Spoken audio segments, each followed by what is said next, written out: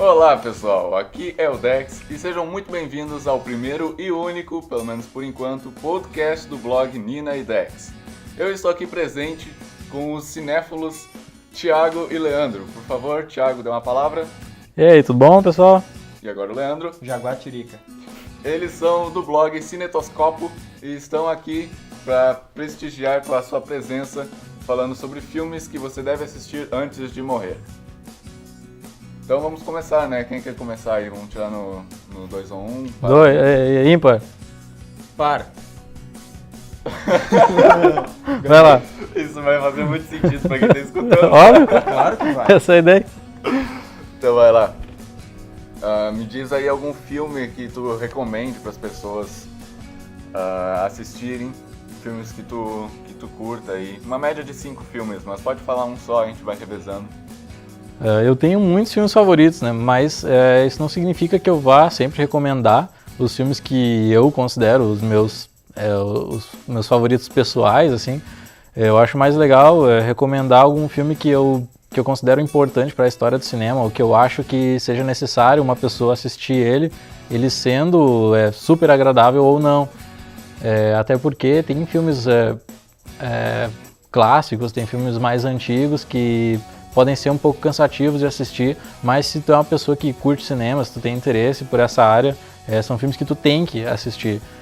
Por exemplo, eu não sou o maior fã de Godard, mas a Nouvelle Vague foi um movimento super importante para o cinema, foi assim como o neorrealismo italiano, como o expressionismo, foi um movimento que quebrou os paradigmas do cinema de Hollywood. E então eu tenho que recomendar O Acossado, que é um filme do Godard, que é um filme que tem uma linguagem fantástica, apesar de não ser um dos meus favoritos. Ele é um filme que eu acho que todo mundo deveria ver, porque foi um filme que confundiu muito a galera na época que ele saiu. Ele tem uma edição muito diferente. Esses tempos mesmo eu assisti um documentário que o próprio Martin Scorsese falava que aquele filme era muito moderno para ele na época, ele não entendeu, ele achou tudo muito confuso. Porque esse é um exemplo, cara, de filmes que chegaram pra tentar fazer diferente, né? Pra fugir um pouco dos moldes de Hollywood. Leandro, tem algum filme que queira sugerir? Tenho? Explicando Como os não? motivos? Bom, eu que sou, desde criança, um grande fã do cinema fantástico, e eu sempre considerei muito injusto o modo como a crítica especializada e os cinéfilos, imaginem eu fazendo, entre aspas, cinéfilos, como entre aspas, que não consideram os filmes de terror como filmes bons. Em toda a história do cinema, nunca um filme de terror venceu um Oscar. Sequer foi indicado ao Oscar, sem considerar aí alguns filmes que não são exatamente terror, como por exemplo Silêncio dos Inocentes foi indicado ao Oscar, mas ele não é exatamente terror. Acho que o Alien, o Oitavo Passageiro, também foi indicado, mas é mais ficção científica, não é totalmente terror. E eu considero isso muito injusto, porque existem muitos filmes dessa temática que tem um enredo que é gigantesco, que é muito maneiro. Então, existem muitos filmes de terror que possuem um enredo riquíssimo. Acrescentaria a arte tanto quanto os filmes cults. Entre eles eu destaco o franco-canadense Mártires, que aborda uma questão muito interessante sobre o que é além da morte. Existe também uma franquia que, na verdade, não é exatamente uma franquia, porque tem só 2 filmes, que é o Wolf Creek, que é o Viagem ao Inferno. O primeiro filme, ele foi simplesmente um dito na gíria dos fãs, um slasher, que é um assassino que persegue as vítimas. Aí, como exemplo clássico, vocês podem ter os filmes do Jason, a Sarça Elétrica, enfim. Só que o segundo, ele trouxe uma carga histórica gigantesca. Ele é um filme que aborda, mostrando a visão de um xenofóbo, de um racista extremo. Pela primeira vez a gente entende como uma pessoa tão nacionalista pensa e age.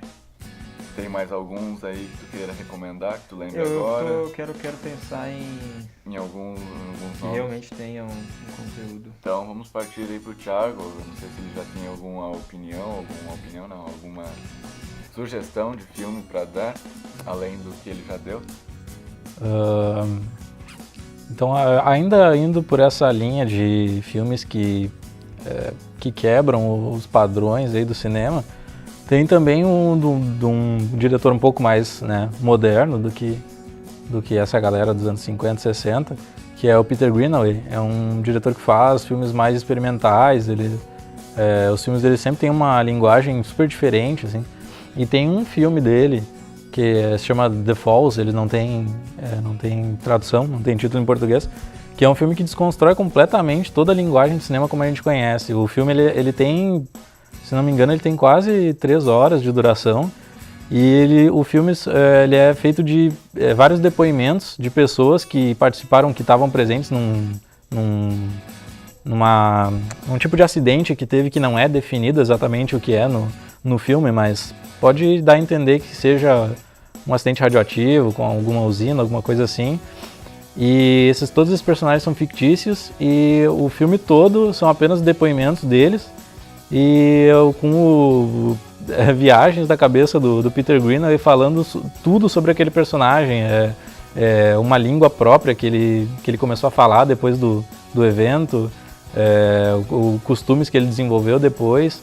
E é completamente louco o filme, assim, mas é muito interessante porque ele é simplesmente um exercício de criatividade do diretor. É só um monte de criações soltas, assim, desconstruindo completamente a linguagem cinematográfica. Então, por mais que esse filme seja um pouco complexo, assim, pro espectador casual, isso é uma coisa que eu sempre gosto de definir, assim. Se tu é uma pessoa que gosta de assistir filmes simplesmente pela ação ou pelos efeitos, se tu é uma pessoa que assiste filme mais pela descontração, pelo entretenimento, assim, esse tipo de filme é um pouco mais difícil de assistir. Mas não significa que não seja importante, porque se tu tem um interesse no cinema, ou na história do cinema, no desenvolvimento do cinema, esse é um filme muito importante porque ele mostra bem isso, ele mostra uma linguagem alternativa e um jeito bem diferente de fazer cinema, que é o que geralmente esse diretor apresenta. De que ano é esse filme mesmo? Esse filme é dos anos 80, mas eu não consigo me lembrar exatamente, faz um bom tempo que eu assisti. É daquele tipo de filme que desconstrói o padrão linear da estrutura de filmes, né? É isso mesmo. Você comentou. O propósito dele já foi justamente esse. Interessante. Leandro, lembrou de mais algum aí que queira sugerir? Algum? Claro! Eu também recomendo aí pra quem gosta de filmes de terror, toda a obra do Dario Argento, que é a minha maior referência, meu cineasta favorito de terror. Ele que, junto com outros cineastas italianos nos anos 70, criou, entre aspas, um novo movimento que foi chamado de filmes giallo. Giallo em italiano significa amarelo. Tem esse nome porque a maioria dos filmes eram baseados em livros que na biblioteca de Roma recebiam uma tarja de acordo com a censura. Os filmes com a tarja verde eram livros livres, e os filmes com a tarja amarela, ou seja, giallo, eram os filmes com uma temática mais pesada. Normalmente eram histórias de policiais, e alguns diretores, junto com o Dario Argento, destaco o Lucio Fulci e o Mario Bava, tornaram esses filmes... fizeram filmes baseados nesses livros, que normalmente eram filmes do subgênero terror slasher, que normalmente tinham o assassino. Aliás, esse estilo de filme ele ganhou fama mundial com o Pânico, que é um assassino mascarado que persegue as vítimas e só no final se descobre quem é o assassino.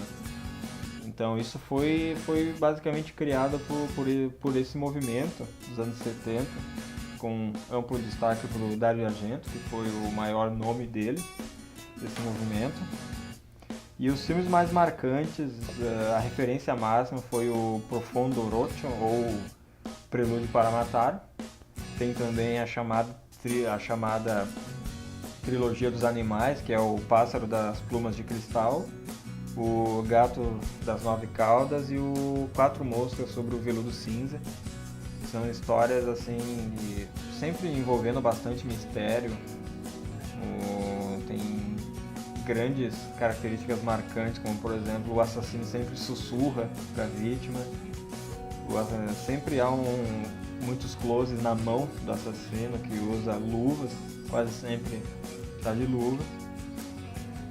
E a grande característica do cinema italiano na época em geral, também contando aí os westerns spaghettis, que foi o excesso de violência. Esses filmes todos tinham mortes muito sádicas, muito violentas. Essa aí é a minha dica aí, o movimento giallo, movimento entre aspas aí do Dario Argento.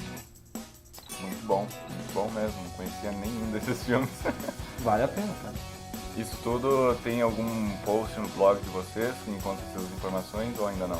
Ainda não, eu não fiz o post sobre o giallo, mas certamente vai ter.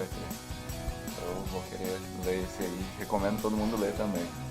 Thiago, tem mais alguma sugestão? Ou vocês dois têm mais alguma sugestão para finalizar aí essa lista?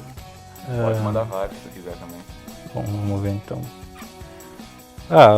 Uma coisa que eu acho que a gente tem que recomendar, que até para quem pesquisa, para quem é fã de cinema, acho que não precisa nem ser recomendado, provavelmente já ouviu falar em tudo quanto é lugar, mas são os primeiros filmes da época do surgimento do cinema, né? Que eles têm o Grande Roubo do Trem, que é um filme de 12 minutos, se não me engano, de 1903, que é o filme do Edwin Porter. E esse filme é muito importante ser assistido porque eu até falei sobre esse filme em algum post do blog sobre os westerns, porque ele tem, apesar dele ter a ligação com o cinema western, ele pode ser considerado o precursor do cinema como a gente conhece hoje, porque o Edwin Porter é considerado por muitos, eu também considero ele como o pai do cinema como a gente conhece, porque foi nesse filme, o Grande Roubo do Trem, que foi a primeira vez que foi usado o corte como linguagem, não só porque até ali o corte era usado para emendar um filme no outro, para tentar aumentar um filme, mas nesse filme o corte foi utilizado com um objetivo de linguagem, para mostrar a ação ocorrendo em um lugar, depois em outro, a passagem de tempo, os jump cuts como a gente conhece hoje. Toda a linguagem cinematográfica, por mais bruta que fosse, ela estava presente nesse primeiro filme. Obviamente não foi o primeiro filme da história do cinema, tiveram outros filmes anteriores a ele, como o outro que eu ia recomendar, que é o Viagem à Lua, que também provavelmente todo mundo ouviu falar, do Méliès. Mas o que ele tem de diferente? Ele é muito importante porque ele foi o primeiro a utilizar surrealismo, ele usa muitos elementos surrealistas. O Méliès, ele trabalhava em circo, trabalhava com teatro, então ele tinha muita essa técnica de palco, de criar efeitos. Ele era realmente um cara super criativo, mas nesse filme ainda ele não possuía uma linguagem cinematográfica moderna. Ele tinha planos abertos, planos bem teatrais, era como se fosse vários quadros num palco de cinema, num palco de teatro. E esse filme tem 14, 15 minutos, se não me engano. São filmes ali que tu vai no YouTube, tu coloca ali, acha rapidinho, e é super importante, porque tu tem que ter uma referência de como tudo surgiu.